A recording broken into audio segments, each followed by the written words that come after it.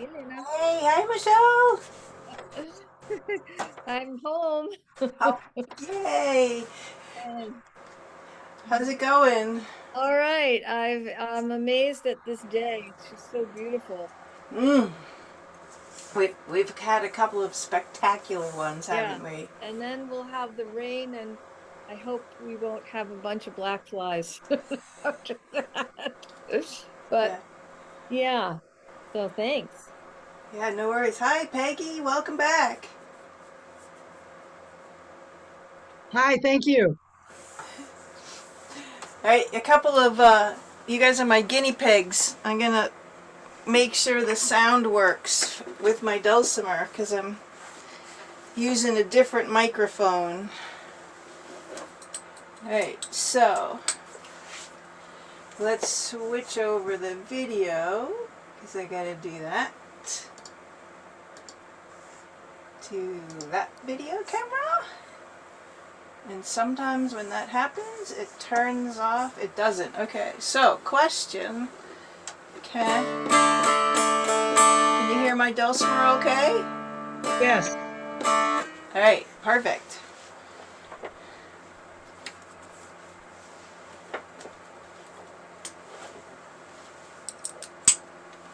grab my Dulcimer. I just walked in the door from work. Lynna, Oh, I missed that last class, unfortunately, so I don't know if you had new tunes or working on our big stash of old tunes. mostly our big stash of old tunes. Great. I try to add in like one new tune each session and take out, a tune, just to give some variety and you know, also to like respond to requests. So, Great. Well, I hope Hello Esther, and hello Bob. Welcome back. Yay! It's just 5 o'clock, so I'm just gonna give people another minute or two.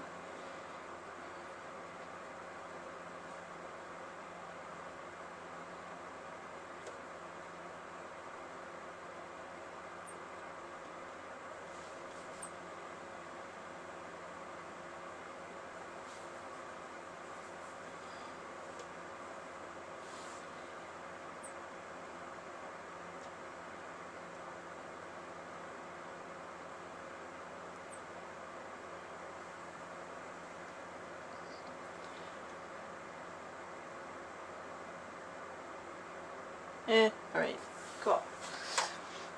And Sandy is with us, yay! Um, and here comes Jane. Woohoo!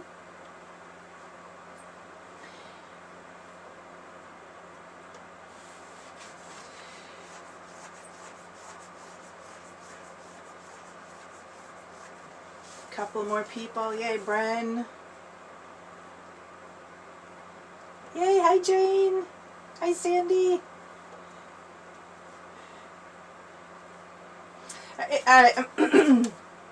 I'm gonna, hi Bren! I'm gonna get started, I think, just because I am a stickler for getting started on time. Rewards the people who get here on time. Um, so please just remember that this is being recorded. I will send you a link to the recording a couple of days after. It just takes a couple of days to process it. I don't do a lot of processing on the videos. I'm just sort of trimming out the beginning and the end. So yeah, uh, just know that you're being recorded. Um, and yeah, obviously the Zoom thing, keep your microphones muted, unless in the middle of I'm playing, and except in the case if I'm in the middle of playing something and it's just not going right, you can't hear me or whatever, feel free to unmute and shout it out. All right, so today we're going to talk a little bit about hand health in a little bit. And I just, wanted to let you guys all know that I've had surgery on both my hands. So, this is a kind of a topic that's near and dear to my heart. So yeah, it's important. Your hands are very important. But before we get there, we're going to play a few of our tunes. So let me get the dulcimer cam on. Let me get turned around. Alright, so we're switching to the dulcimer cam. Okay. Yay. And I gotta share the music. If I can. Come on. Hello. It's always something. Why won't you let me share this? Thank you. Come on, Zoom. Thank you. Let's go to that view. I think that's easier for me to deal with the controls. Okay. I am sharing my screen right now. Okay. Turn that off and open up the music. And we don't need this. Alright, so one of the things that's important to get used to in playing is to not just play the song once and stop. In all the jams you'll go to, people will play the song repeatedly. So I think, this time we're going to get used to that a little bit. So, but first we're going to do the tuning check. We're still in DAD tuning. So that's my bass string that's furthest away from me. It's a D, and it's the D below middle C. Okay. And this is my middle string, A.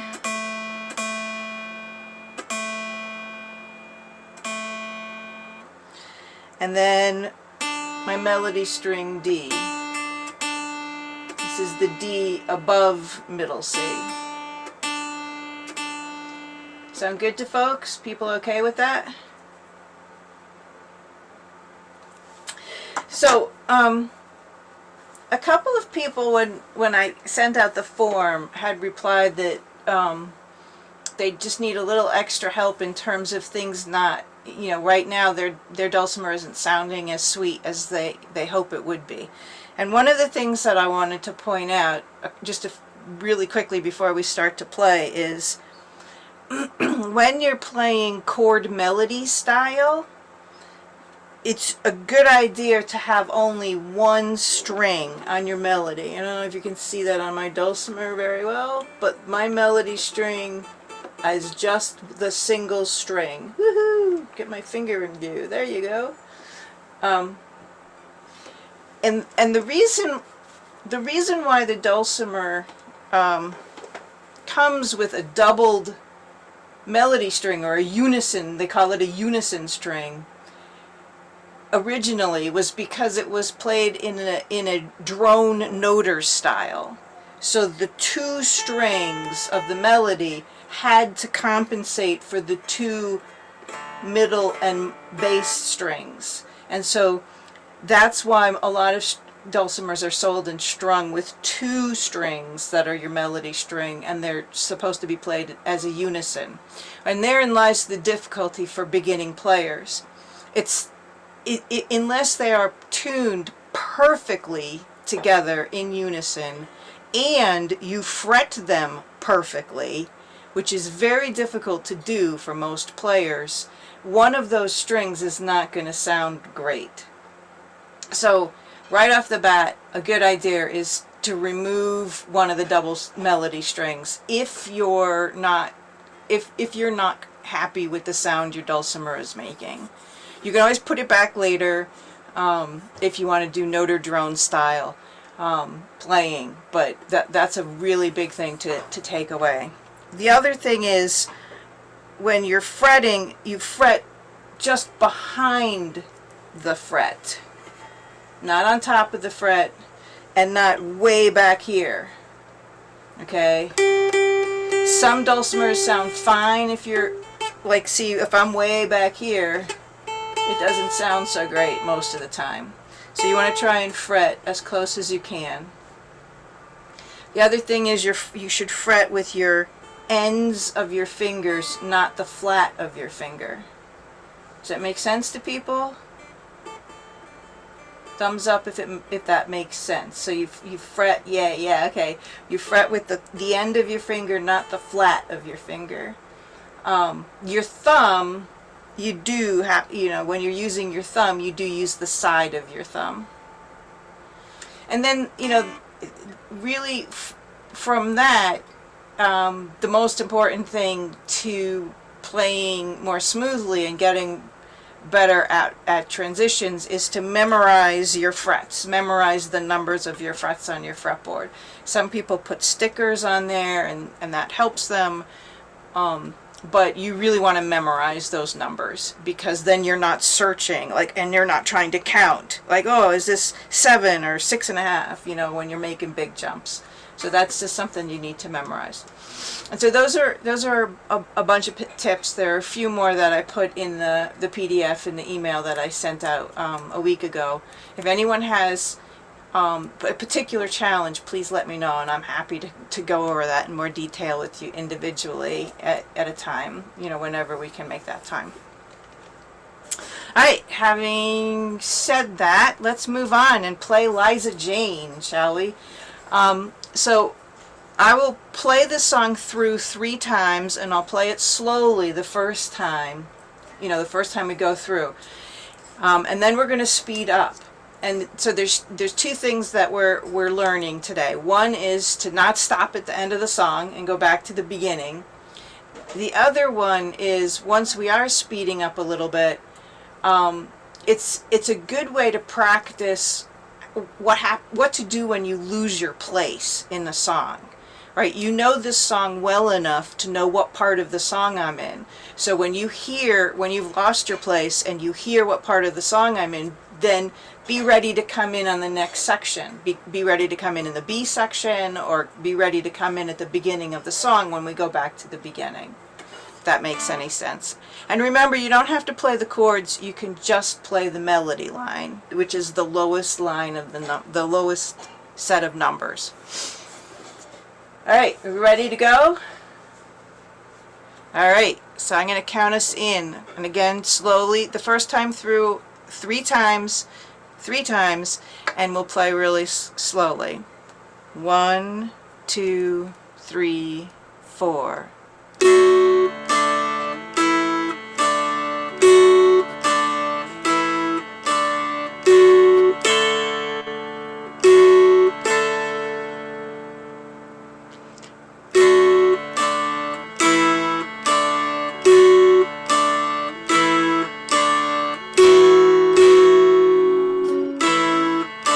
Someone isn't muted.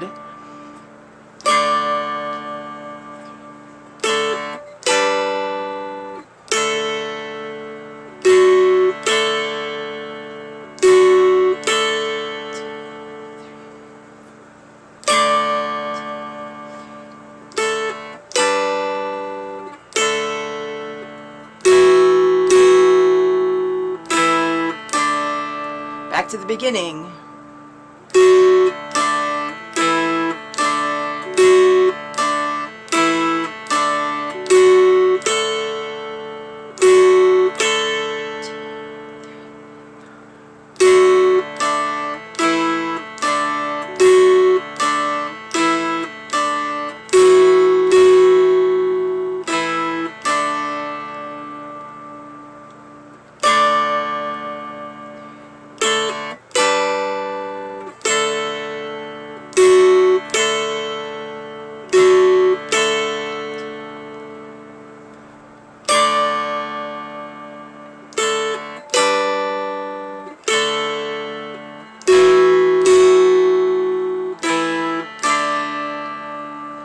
Back to the beginning.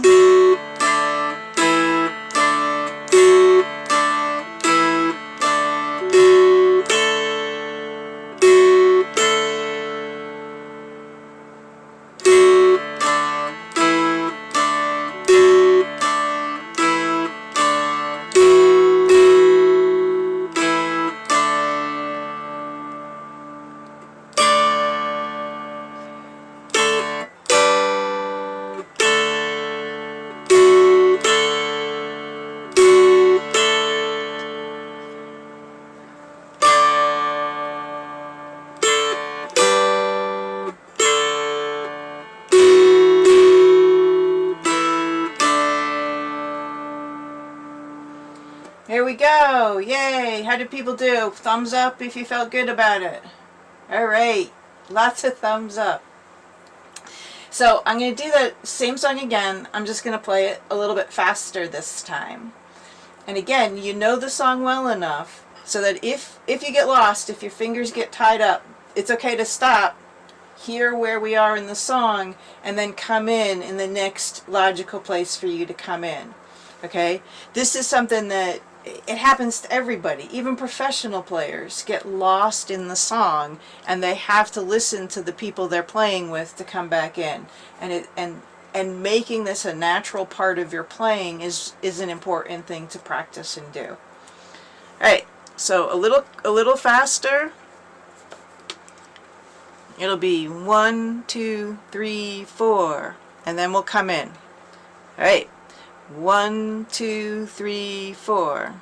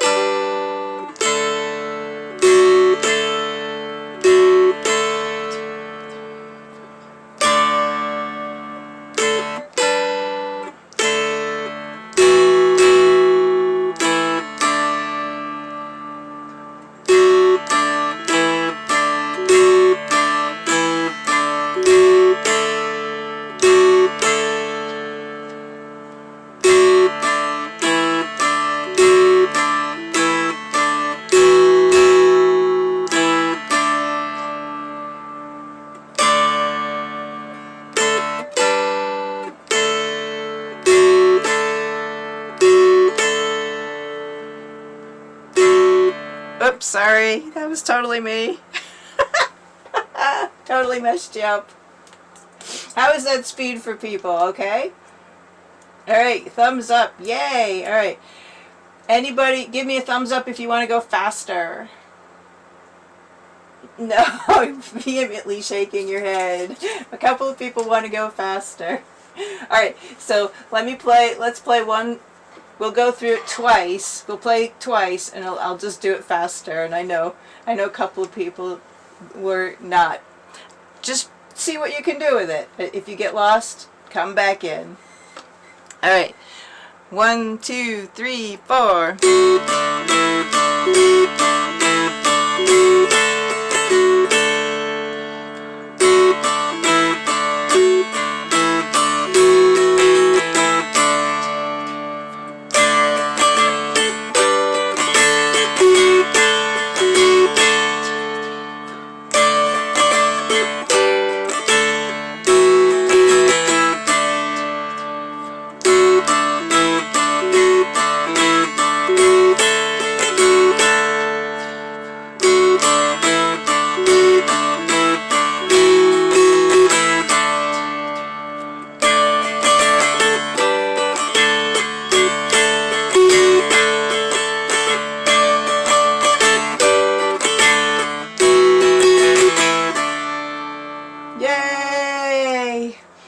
So as soon as I speed up, you see I put in those extra strums. So I hope that you were able to follow a little bit about that.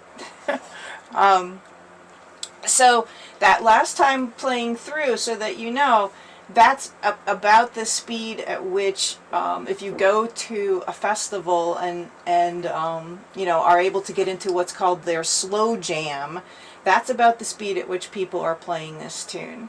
Okay, so you guys are doing it. You're going to be able to play with other people real soon. Alright, shall we move on? I think our next tune is... What's our next tune? Oh, how come this won't go? Alright, next. Cripple Creek. Woohoo, I just want to double check the time. Alright, so Cripple Creek, again, I'll play it slowly, and we'll play it 3 times through.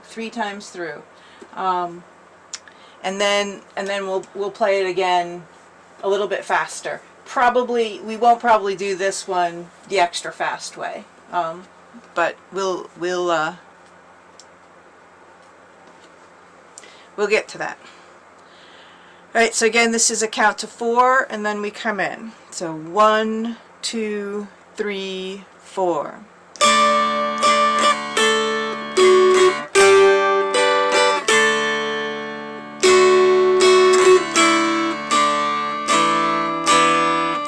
Repeat.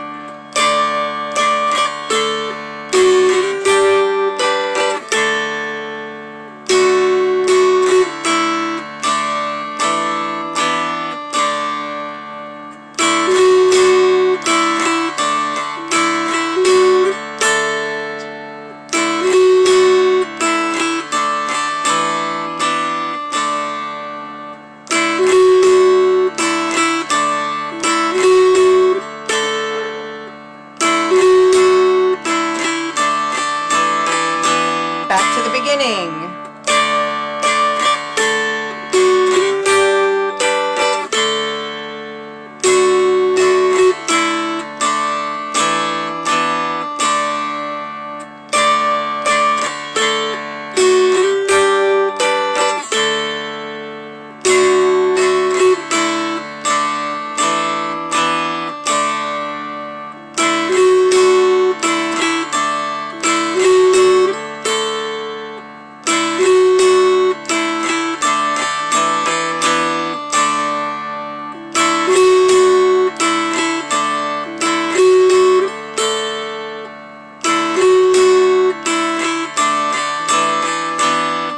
Back to the beginning.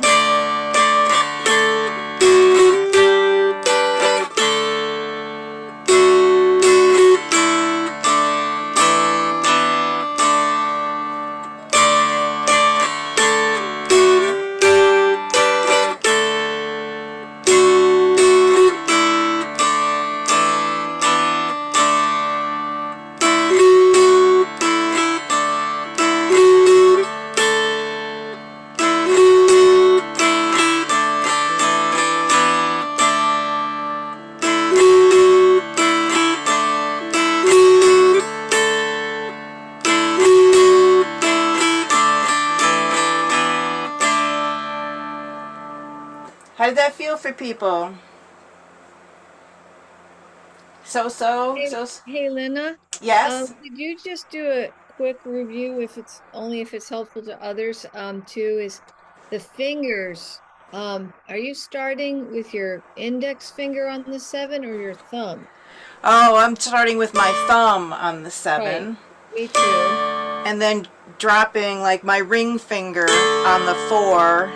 Yep. And then sliding that down to the 2s. Okay. And then I have my 3 fingers to come up on the 3 3 3s. And then I thumb for the 5. Okay. And Okay. and in part I've picked those because 7 is the highest number that we're going to be playing in this whole tune, and I want these fingers available to hit these other tunes, these other lower notes. Right? Right, so. And another interesting thing about the dulcimer is I'm holding down the 3 3 3, even the 3 on the melody string, as I play the 3 3 5. You see what I'm saying? It's a smoother sound if you can hold down the fingers, even the ones behind, if you're playing something higher on the melody. Does that make sense to people? Yeah, and then you're sliding, at the beginning from 7 to 4, you're sliding your thumb down to 4. No, I'm starting on 4 with my thumb and dropping my ring finger on 4. Oh, starting with 7, drop the ring finger on 4. Okay. And if I slid, see, it takes a little bit, and to me it sounds off if I slide all the way down or just lift my finger up. There's a pause in between. But if I have my thumb on 7 and just rock my hand down to 4, there's no pause in between those notes. Does that make And then sense? are you sliding that ring finger from 4 to 2, or are you using Yes. a pinky? Nope. Okay.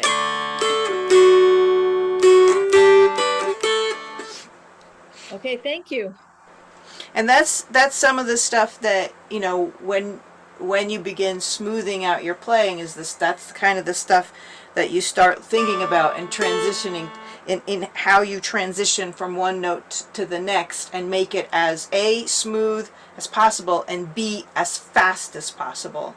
It's much faster for me to play the 7 and drop the 4 than it would be for me to play the 7 and then try to move to the 4 with any other finger, with any of my fingers.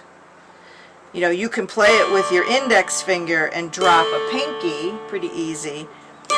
But if you're trying to move your index finger all over the fretboard, you're going to have those breaks that make it not sound great.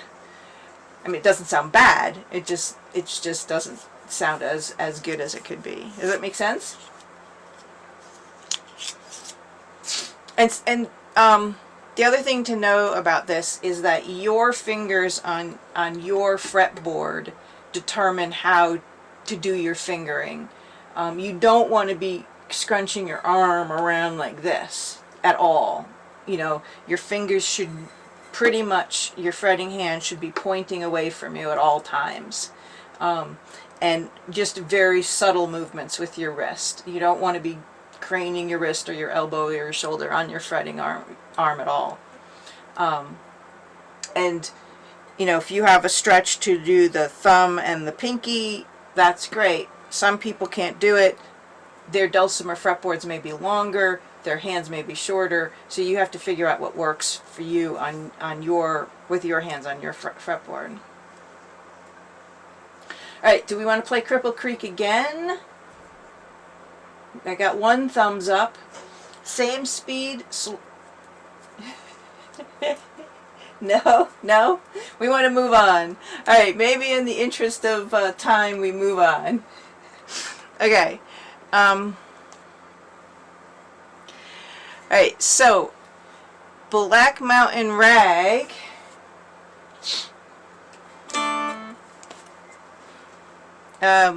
Again, I'll play it slowly first, and we'll play through 3 times. Remember, this song has 3 different sections. The first line repeats, the second line repeats, and then the last 3 lines you play through. It has an internal repeat, which I hope you're hearing. So just bear that in mind. And this is a really good song to practice listening to where you are in the song, and if you get lost, you know where to come in. Okay? But I'll play it slowly. So 1, 2, 3, 4.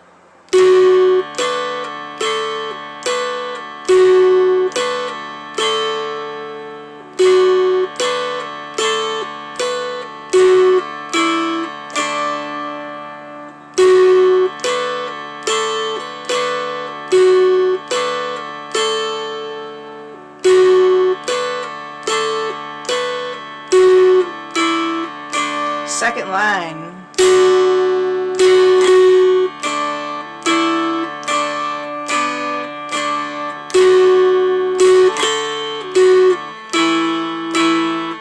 That line repeats.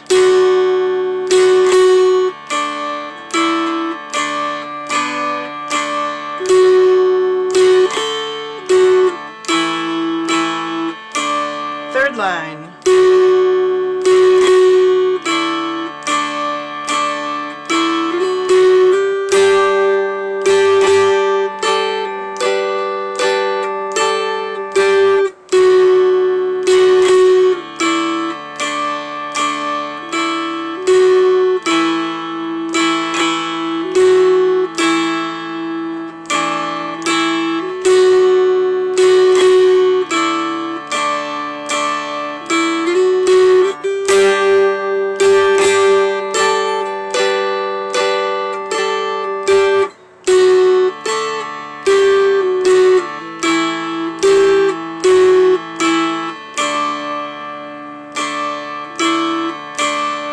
Back to the beginning.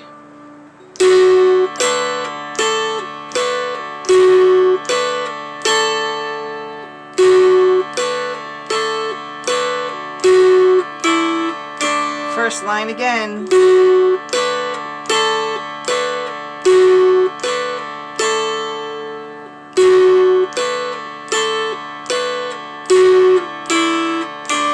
Second line.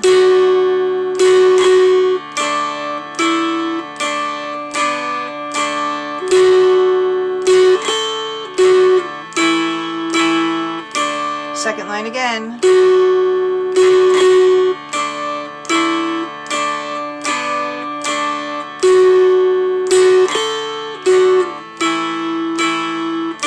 Third line.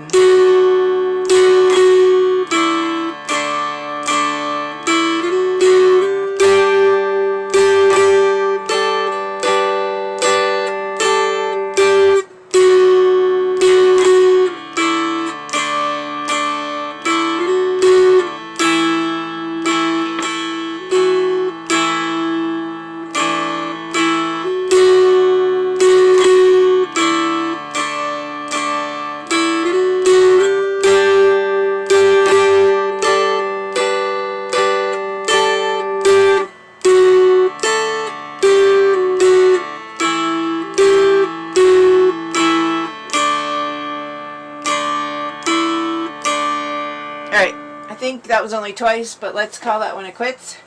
You doing okay? Yes? No? Questions? So one of the things I wanted to point out in this particular song is the first line when you're doing 2, 5, 4, 5. I am leaving my ring finger down on that 2 the whole time.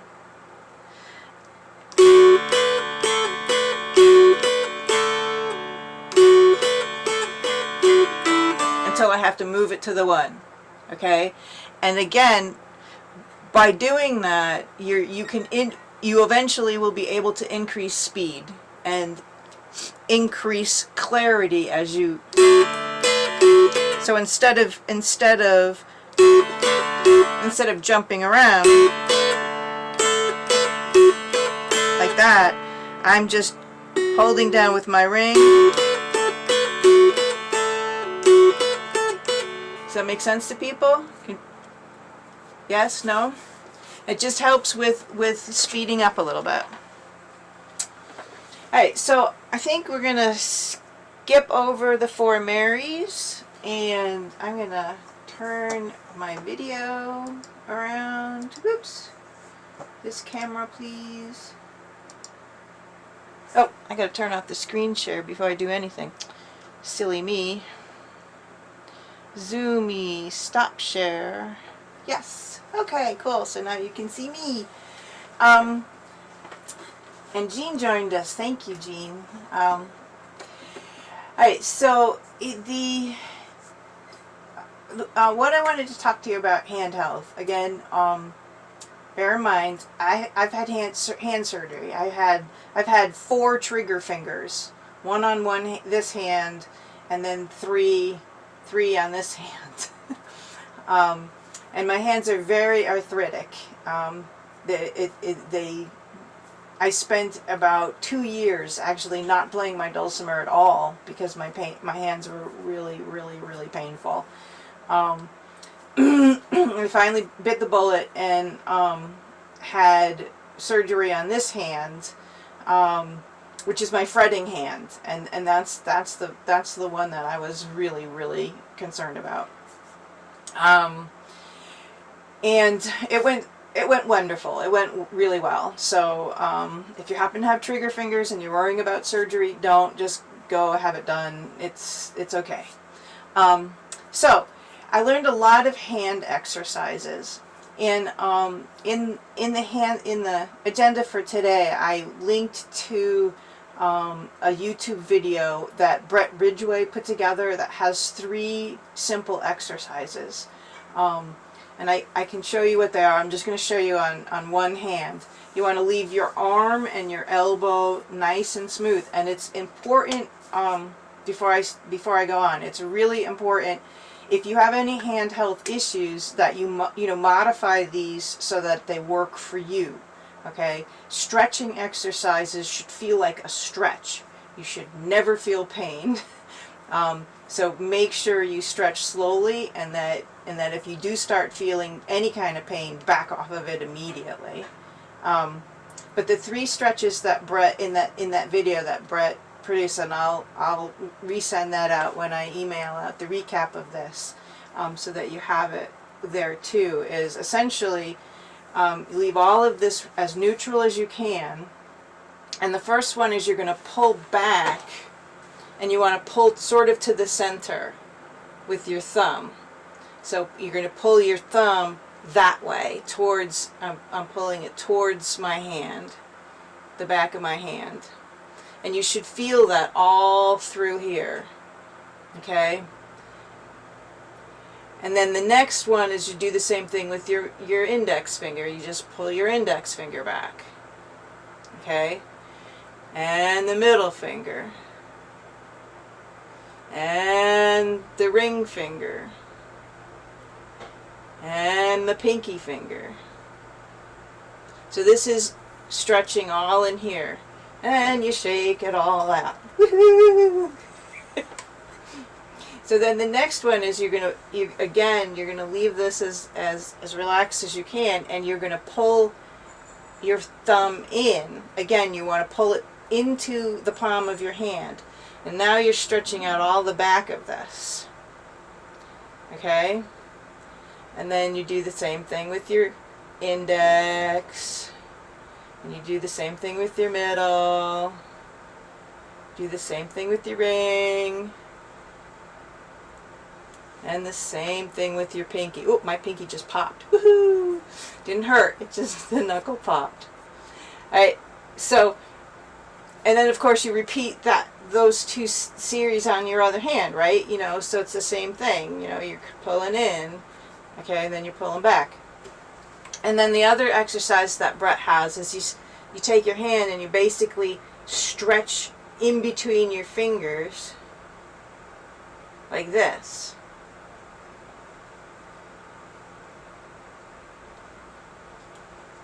Right?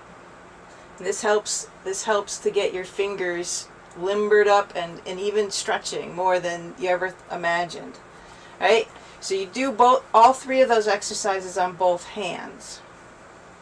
And I would suggest actually doing them a couple of times a day. You know, and maybe the thing to do is, you know, do them a couple of times a day and see how you're feeling. I mean, I've noticed a big difference just in the few times that I've been doing them. Alright, so there's a couple of other exercises that I can show you. So the other one I call prayer hands. You put them together, you know, you put your hands like a prayer. And this time you're going to spread your elbows out and push your hands down to your chest, like that. And now spread out your fingers. So you're getting both of your hands to work against one another to stretch out those fingers. Okay? This was really helpful. The other thing too is when you want to also stretch your arms over your shoulder and stretch out your shoulders stuff.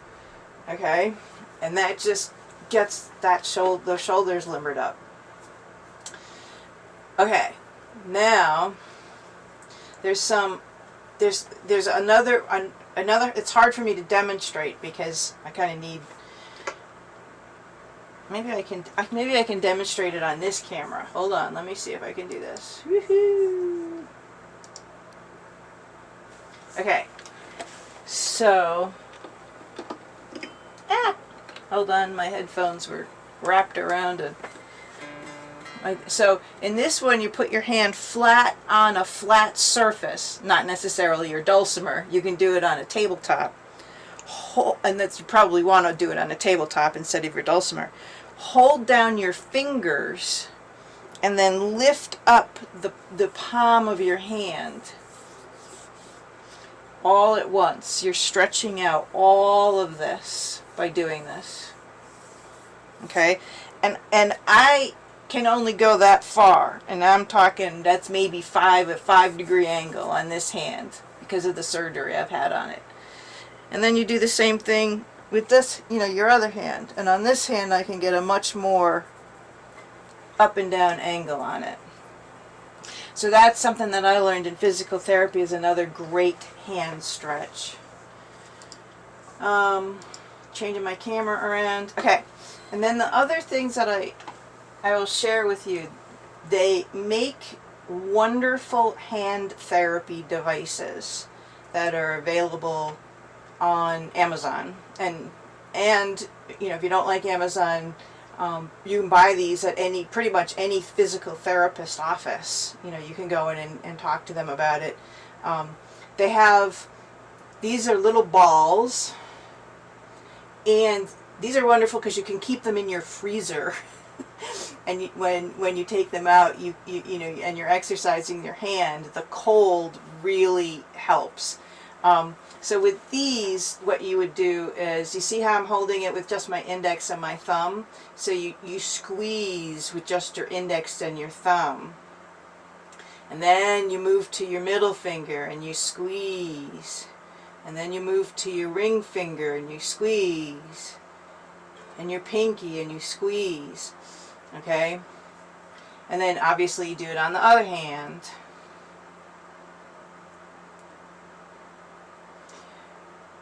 Okay? And then what you can do is 2 fingers at a time. Right? And, you know, lastly you do 3 fingers at a time. And what you're doing is not only exercising your hands with this, but you're training your hands, your fingers, to move independently from one another. A lot of times when we move our fingers, they all want to move at the same time. You know the whole trick with the live long and prosper thing. You know, some people can do that and some people can't. And I have a really hard time. Yep, Peggy got it. Yeah, Michelle, you got it. Yeah, I have a really hard time, you know, actually doing this because my fingers just don't want to do that, especially on my right hand because I don't exercise this one as much, right? But my left hand is okay. All right, so now so these are, you know, these are the actual physical therapy balls. They come in different strengths, you know, and they have different colors to represent. So my yellow ball is really light, but my red ball is kind of a medium thing. And you just kind of work through the progression and figure out what's good for you. They do make guitar hand exercises, and I personally, you know, my physical therapist said to me, don't do those because those can be too much tension on your fingers, and you know they tend to be great. I'm going to make a really sexist statement here. They're great for men who have strong hands and can really, you know, use those devices. If you do have one, hopefully, like Diageo sells one that's adjustable. You just adjust it down and start really, really softly. Cool. All right. So then the other thing I wanted to just do is, so there are a couple of, I'm going to share my screen again here. Twisted up again. Alright, untwisted. And I'm going to change my video so you can see my dulcimer. Okay. Are we sharing? We're not sharing. Okay. So, share. Screen. Start.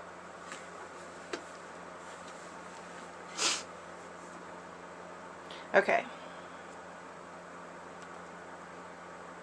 If somebody had something in the chat, I'm sorry. I wasn't able to see the chat. Did I see that? Okay, I don't see it there. Did somebody have a question? Okay. All right, so this is a little exercise to use all of your fingers. So if you see in this particular tab, I've put the markings below the numbers of which finger to try to use. Now, if this doesn't work for your hands, modify it. Make a new one. Do something different, change it up. But the idea here is I'm trying to get you to use your pinky as much as your index finger and all of your fingers in between. So you start 2 on the bass string with your pinky, and then your middle finger falls down on 4, and then ring to 3 and index to 5. And then reach your pinky down to the middle string on 2, and then middle finger on 4, ring on 3, index on 5, and then pinky goes to your melody, and you repeat that pattern. And then you move up and do the 4 with your pinky, 6 with your middle, 5 with your ring, 7 with your index.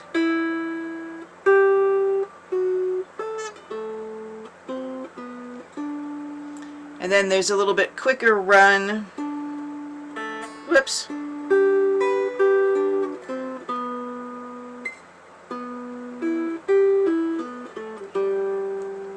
Right?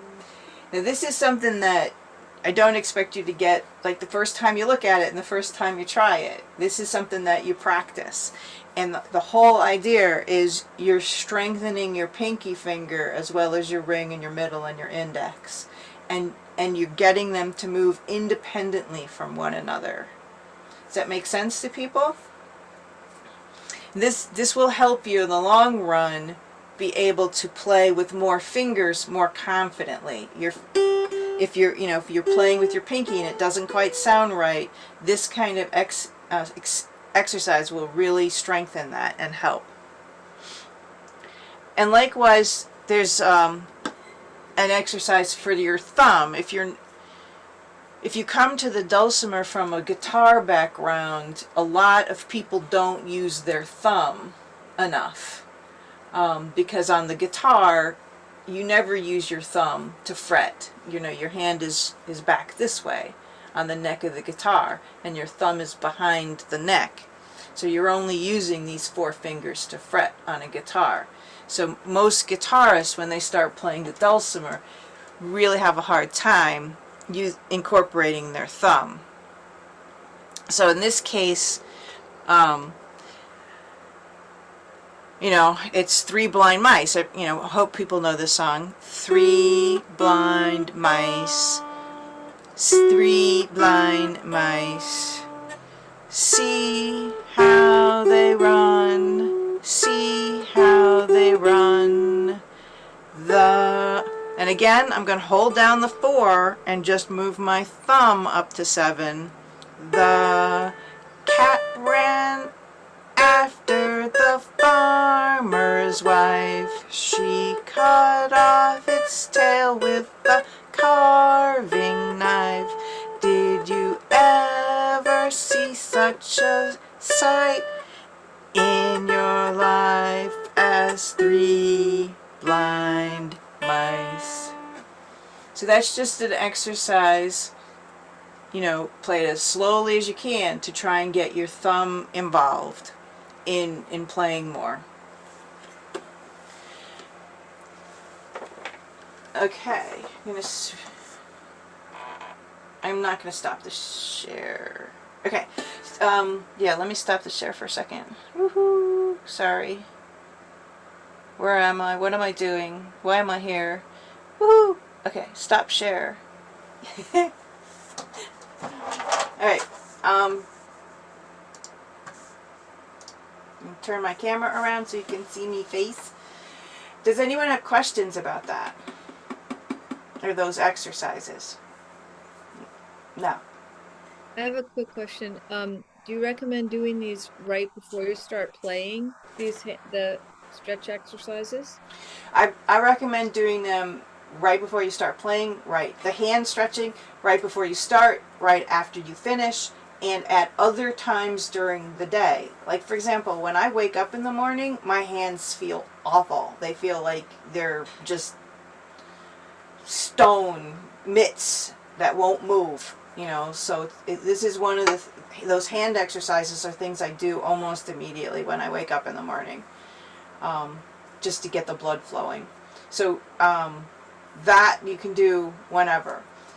The fingering exercises and the thumb exercises. So typically my practice routines are, I sit down at the dulcimer and I play a couple of songs that I love the songs, and I play them in, you know, my humble opinion, okay. You know, they sound okay. I am not a performing dulcimer player. I don't aspire to be a performing artist, right? I just like to play music that I like to play. So my practice routine typically is play a couple of songs that I like to play and I play fairly well. Then I'll do some of these fingering exercises, right, that I have to go more slow in and really work on, you know, and then I'll start, you know, practicing a tune that I don't know so well, right, and I'm working out the fingering and doing that stuff. And then I typically end my practice session with a song or two that I play pretty well. That just gives me sort of a lift at the end, right? So a lift at the beginning, a lift at the end, and work in between. Practice is not just playing songs. Your practice should be, there should be some element of work, of figuring stuff out in the middle of your practice sessions, in my opinion. And that just helps you progress. Thanks so much, because I've seen so many people struggle with injuries, and it's really important when we start playing to start out doing those things. So I really appreciate that you're sharing that with us. Thanks. Yeah, no worries. All right, so I'm falling behind a little bit, so I think we're going to move on. We have a new song to learn called the Aran Boat Song. This song has two versions. We're going to play the low version this month. Maybe, you know, maybe next month. I did provide you links to the high version as well. It's almost the same, except the high version goes pretty high on the dulcimer. Oh, so I can see a chat here. Hold on, let me see what this chat says. Ooh. Ooh.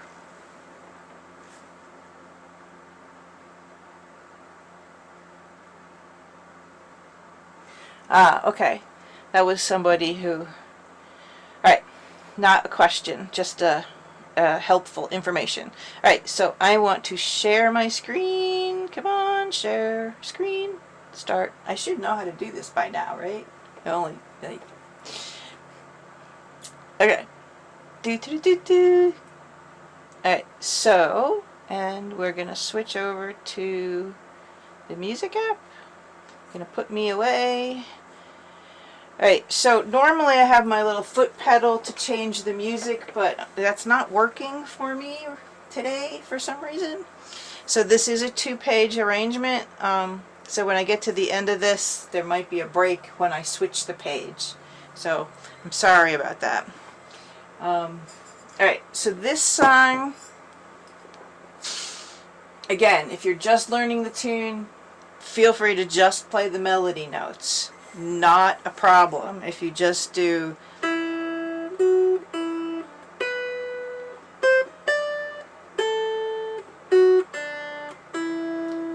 Okay, no problem at all, because in reality, to learn any song, you really have to learn the melody before you can learn anything else. So don't worry about that. I'm going to switch my camera over. So hopefully now you're seeing my dulcimer.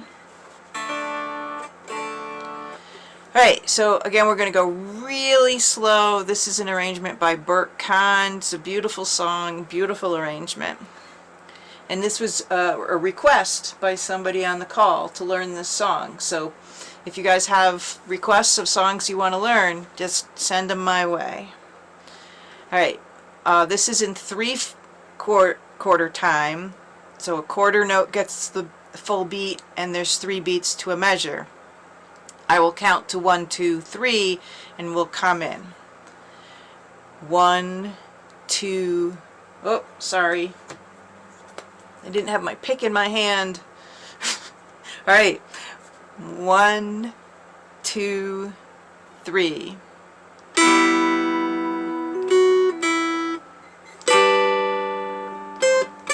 Whoops.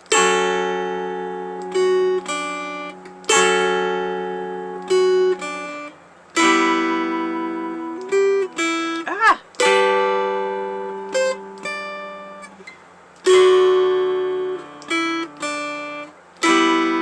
2, 3.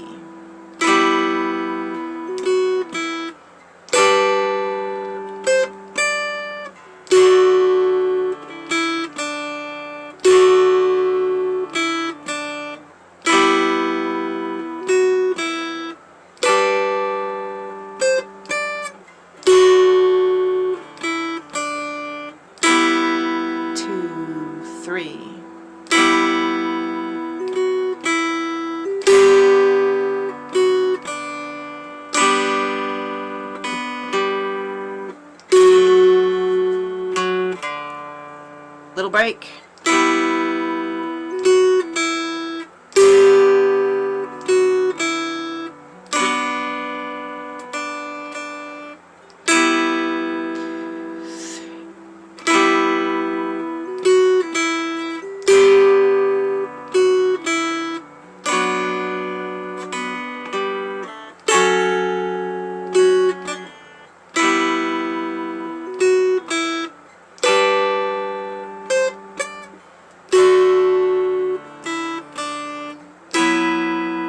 Yoops, the wrong chord.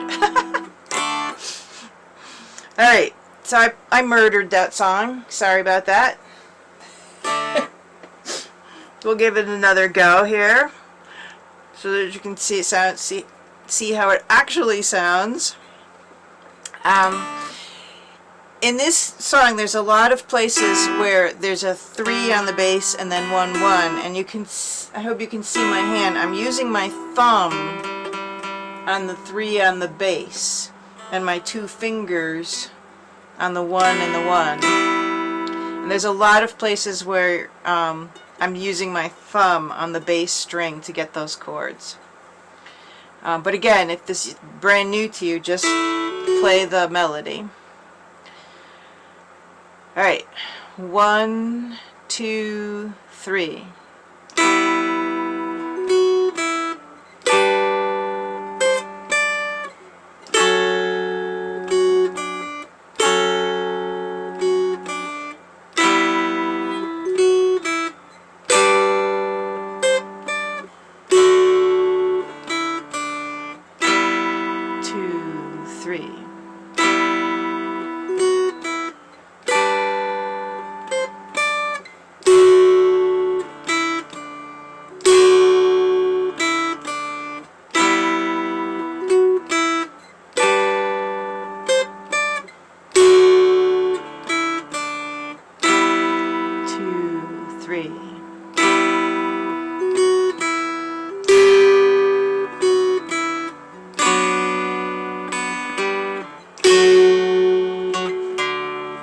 Switch the page, sorry about that.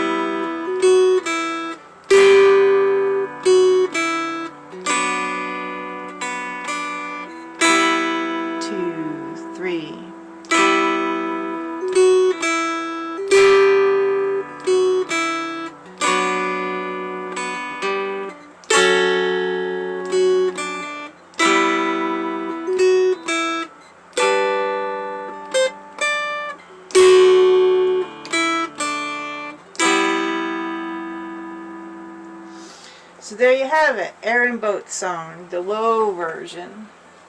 I can show you quickly. So the high version is pretty much the same, except till you get to the last line, and then you're up.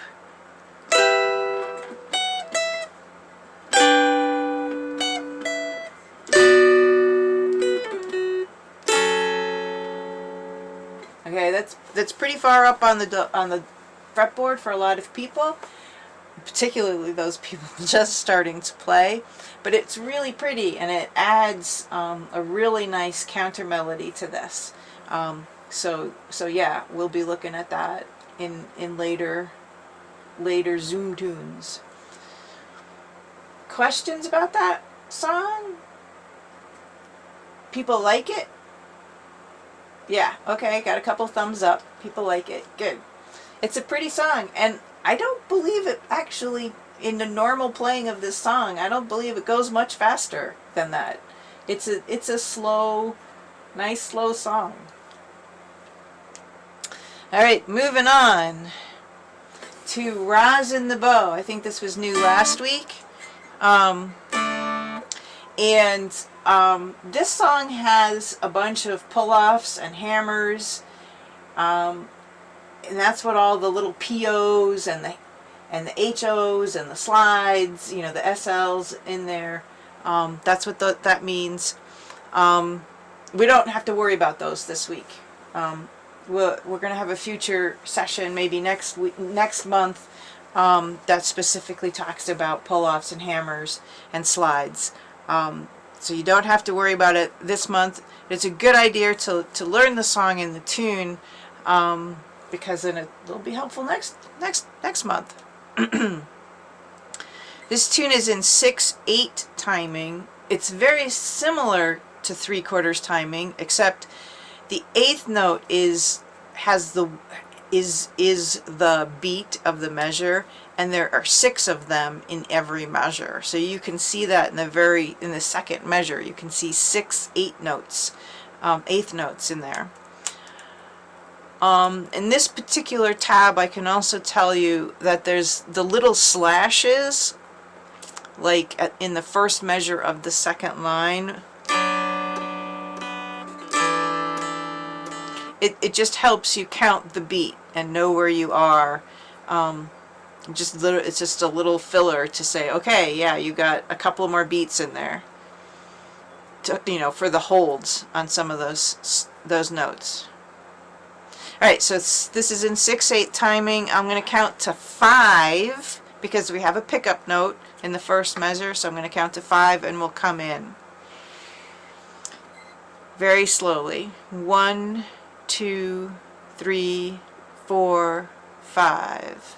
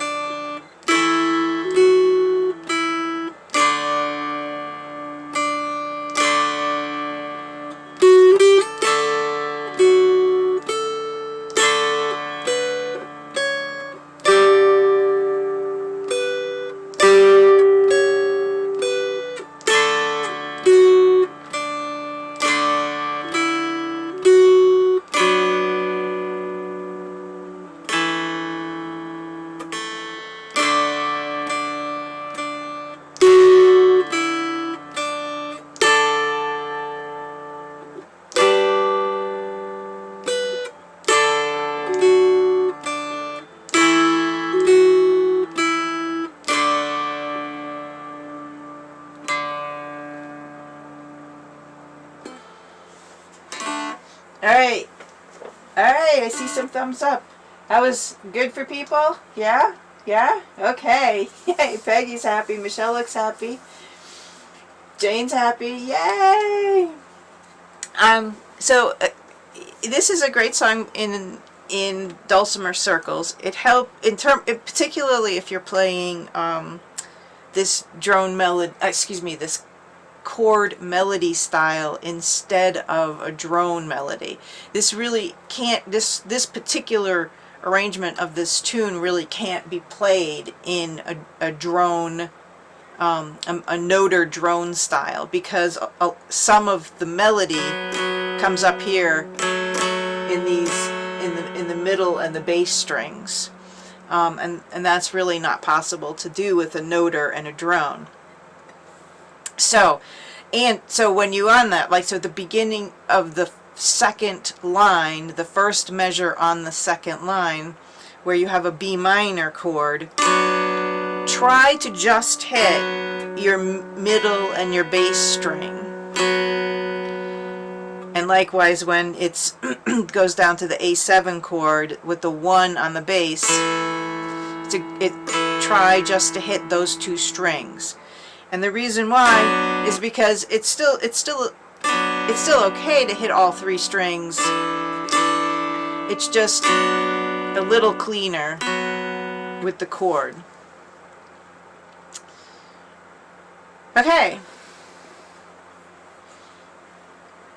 6:05. What do we have left? All right, so we're going to move on. So, do folks want to play this song again, or Slumber My Darling? Move on, move on. I'm getting a move on signal from Peggy. All right, we'll move on.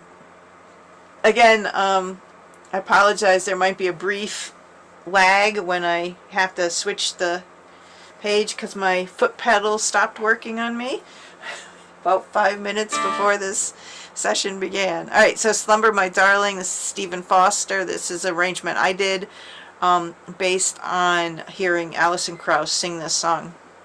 This is in 3/4 time, also known as waltz time. I'll count to 3 and then we come in. 1, 2, 3.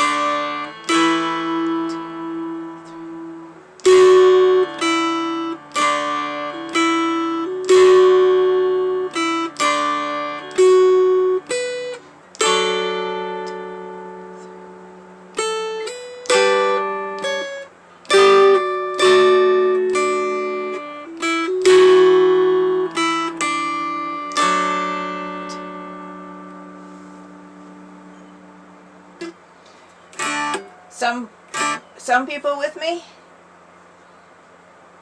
Yeah, okay. Any questions about it? Nope. Alright, moving on. We have When Irish Eyes Are Smiling. I demonstrated this a couple of times ago.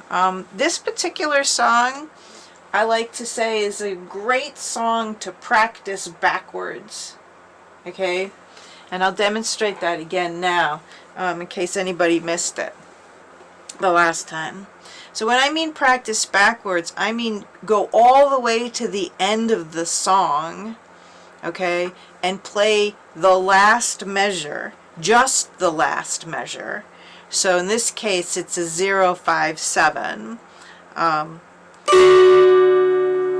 end of the song. Woohoo!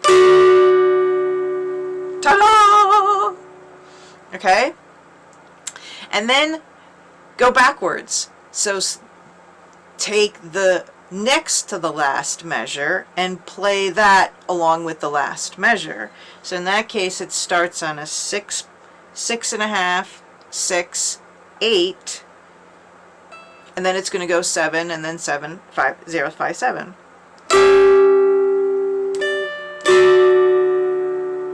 Okay, so now we're essentially practicing the hardest transitions first with this practice backwards way.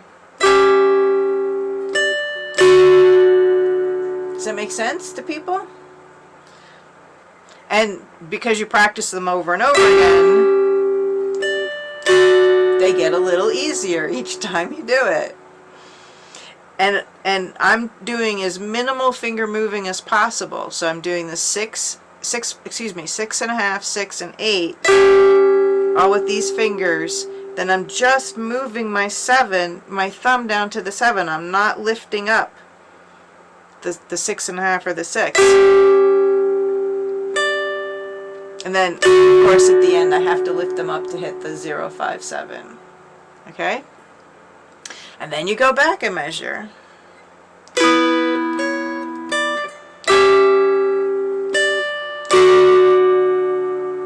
Does that make sense to people? Yeah? Okay. And the reason why this works in this particular song, this practice backwards, is because honestly, in this song, the last line, the last couple of lines are your hardest chords, hardest transitions. Okay, so by practicing them over and over again in this method, you're practicing the hard stuff far more than the easier part at the beginning of the song. Alright, but now we're going to go back to the beginning and play from the beginning, because of course we always like to play at least once all the way through from the beginning. I think for this song, let's play it through twice. And, you know, so we'll go all the way through once, and then we'll go right back to the beginning and play it through again. Because again, we want to practice that going back to the beginning. Alright, so this is 3/4 time.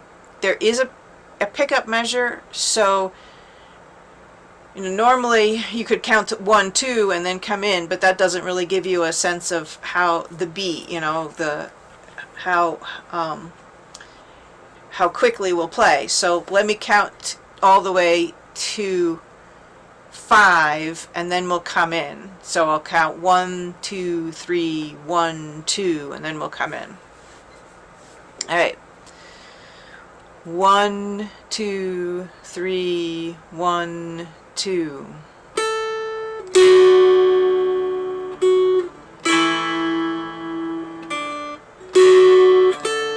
2, 1. 2, 3, 1. 2, 3, 1, 2.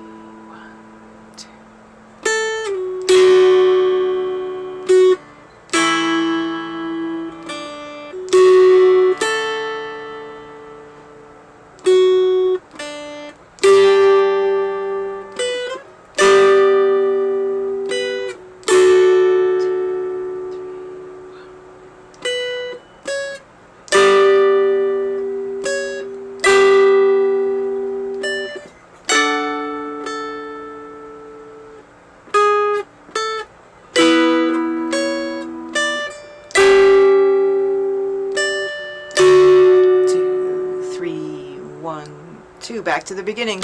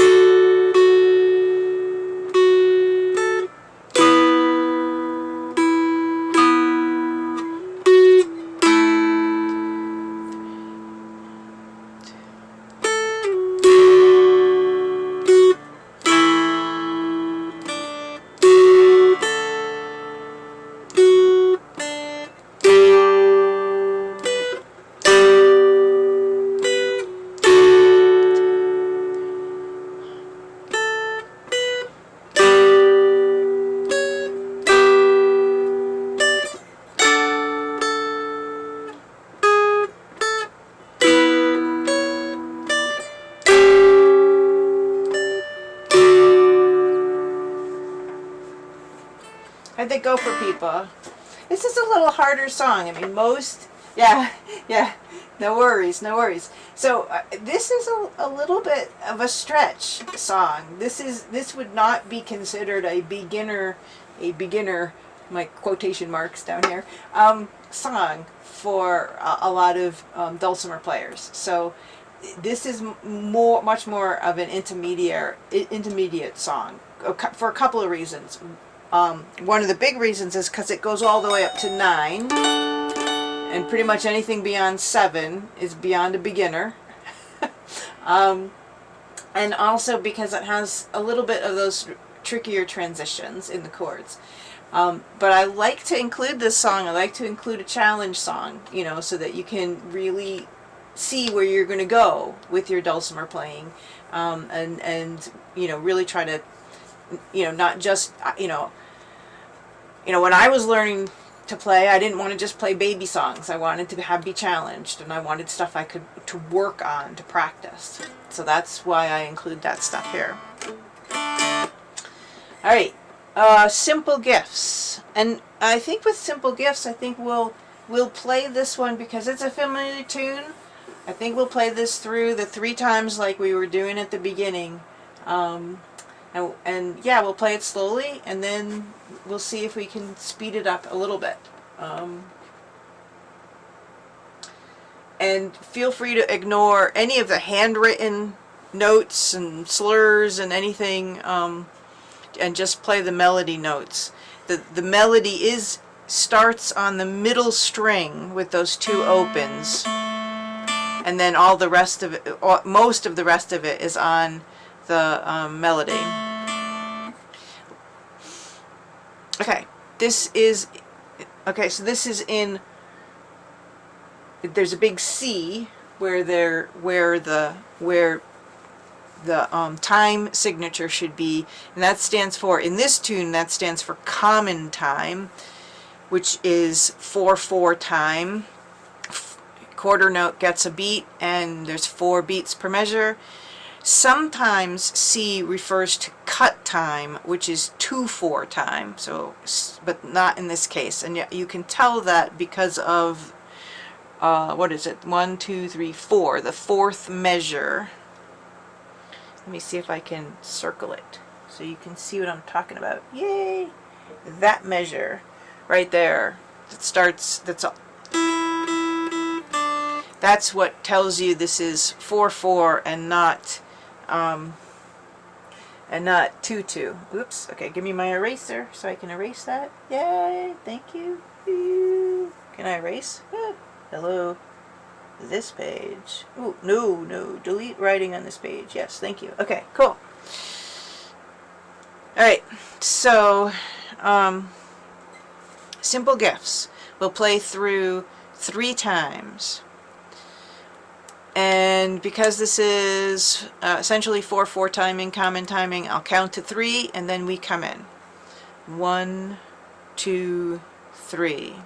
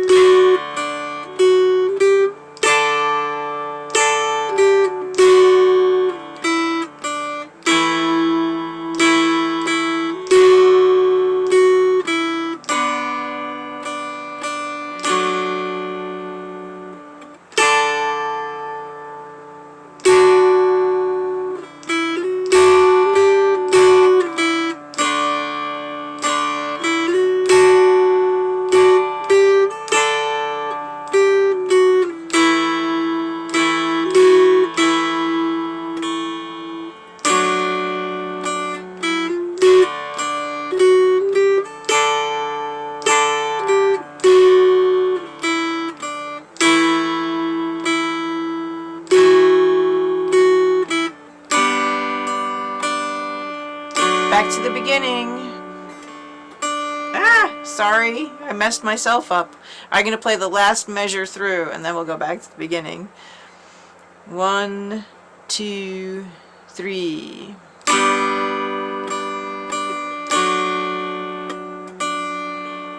Ah, okay, I messed myself up again. Sorry. Let's play it from the beginning, and we'll just try to play it all the way through 3 times and without Lynna messing it up. Alright. Again, we count to 3 and then come in. 1, 2, 3. Ah! What am I doing? Where am I? Okay. 1, 2, 3.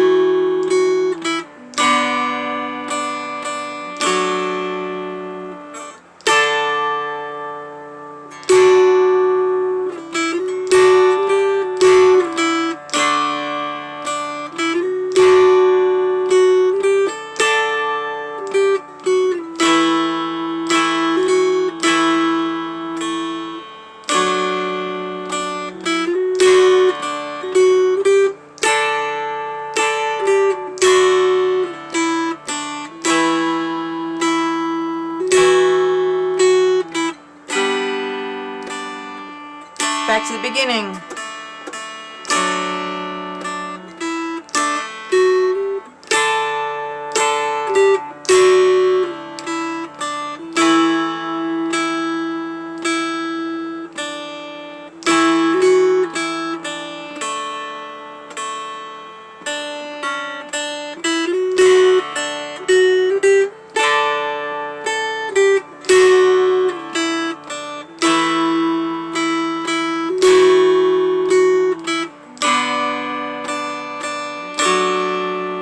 Third line.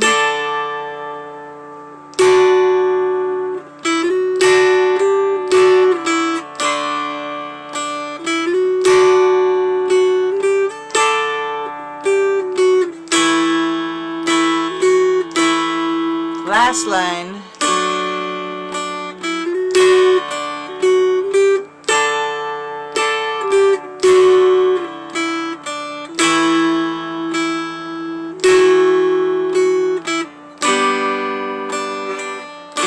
Beginning. Ah! Oh, I messed it up again. Ah! Okay, never mind. Okay, alright. Hey, Lynna, I think it's awesome that you're messing up because we're messing up. And I think it's helpful to try to hop in when we can since we know the song. So good for you. So, yeah, so my, sorry about that. Consider it like Aran Copeland improvising on the on the song. Yeah, so it doesn't really matter how well you know the song and how many times you've played it, you're still going to make mistakes. Okay, that's just what happens. It happens to everyone, including people who are like professionals, like stage, you know, like famous people. They're constantly making mistakes. They just have learned how to keep going, right? Their band members cover up for their mistakes, and then they come back in a different place, right? And so that's really what I'm trying to help you, you know, conceptualize. Like I had Rob Brereton. I took some lessons with Rob Brereton, and he told me once, you know, if you make a mistake, just keep going, and you know, most of the times people aren't going to even hear the mistake. They're not going to remember it. And even if they do, they'll be like, oh, that's an interesting, different way to play that song. Okay, cool, right? So just bear that in mind. The other thing that's really important to know about music is that what you're reading on the page, the notes on the page, those are a representation of how to play the song, right? It's up to you to play the song with the emotionality, like we discussed last time, that you want to play the song with, and not necessarily strictly adhere to the precise timing of the notes on the page, okay? I guess it sounds like I'm like excusing my mistakes. I'm not meaning to do that, okay? I'm really not meaning to do that. I'm just saying that music is always at its core in a communication of emotion. When you're practicing, try to have that mindset. Oh, I made a mistake. Okay, I'm just going to keep going. Okay, next time through, I'm going to practice that measure a little bit, so maybe I won't make a mistake. But music is never, your aim is never perfection, I guess is what I'm trying to say. Music is not something that you want to aim to be perfect at. Proficient, okay, but perfection is not something that any musician ever gets to. It's kind of like, the whole Van Gogh thing, cutting off his ear because he couldn't paint the perfect sunset. It's the same thing with music. Musicians are never able to achieve the perfect sound that they want, even if they're doing it for their whole lifetime. So, having said that, the other thing I'd like to throw in is really, take some time this month and think about why you're putting this, why you're putting this effort into this, right? And you don't want to make it a chore. You want to enjoy this. And so that's why I'm saying, feel comfortable with your mistakes. Play with your mistakes. Don't get frustrated by your mistakes, because that will lead you not to want to play. You make mistakes, laugh at yourself, move on. Play it better the next time. And I hope I demonstrated that multiple times tonight. All right, questions, thoughts, comments? I also wanted to say about that last time, it was only when we went through it the third time that I was getting, like I was correcting I was anticipating or correcting some of my previous mistakes. So having to just keep going, while it may seem like an endless train wreck, it actually really helps, because it takes a few times before you know where your trouble spots are. So I really appreciated that. Okay, good to know. Yeah, so we'll keep that going with songs that we're more familiar with. We'll keep repeating them, right? And that's helpful. I'm currently reading. It's actually 2 different books about the mind and music, and it's been fascinating to read. And these books, and essentially, babies, believe it or not, by the time they're like 8 months old, are able to recognize music and differences in music. So that's what's going on in your mind when like you were just saying, your anticipation when you're playing your song, okay? You're anticipating the next section, and your brain is really doing remarkable things to do that. I said several times ago, this is my anti-dementia machine, right? I mean, seriously, I've had multiple members of my family pass away from dementia, and this is my anti-dementia machine, mostly because when you play music, you are using every part of your brain, more so than you can possibly imagine. They've done scientific study after scientific study about this. Can And then, you send us the books you're reading in your next little email? Can you tell us what books you're sure, reading? sure, yeah, My absolutely. daughter would love that too, so I'll pass Yeah, it on. absolutely. And then I'll leave you with this final thought. The studies, the scientific studies, have pretty much proven what I've said all along is that there is no such thing as talent when it comes to playing a musical instrument. No one is born with an intrinsic talent to play this thing. Okay? Singing, yeah, okay, you're the you know, the muscles of your throat and your chest and stuff, you might have a better set of pipes for singing. But in terms of playing a musical instrument, it is purely practice and practice and practice some more, that gets people to be musicians. And when we see people and you say, oh, they're a talented musician, it's actually because they've practiced for so long that it now seems effortless to them. And when you're viewing it, it looks like, oh, they must have been born with that talent. They weren't. They were not. And I've known this all along because a lot, I've known a number of people, who played really well, and I always ask them, like, well, how do you think you got that way? And literally the first words out of their mouth is, I practiced. I have a cousin who plays a viola professionally, and she's in an orchestra, and I lived with her practicing when she was 10 years old. She had to practice 2 and 3 hours a day on that damn violin. and, and yeah. This sounds a lot better when you're practicing.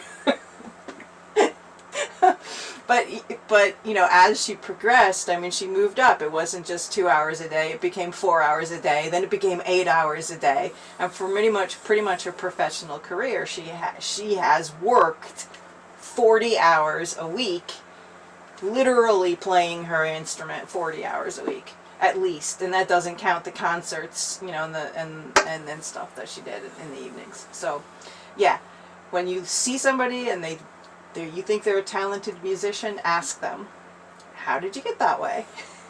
And you'll see. So, leave you with that thought. The more you can practice, the better. The more you can progress, and the faster you'll progress. So, keep at it, and keep laughing along the way. Thank Thanks, you. This Lynna. is wonderful. Thank you. All right. Thank you so much. Have a good one. You Bye. too. Bye.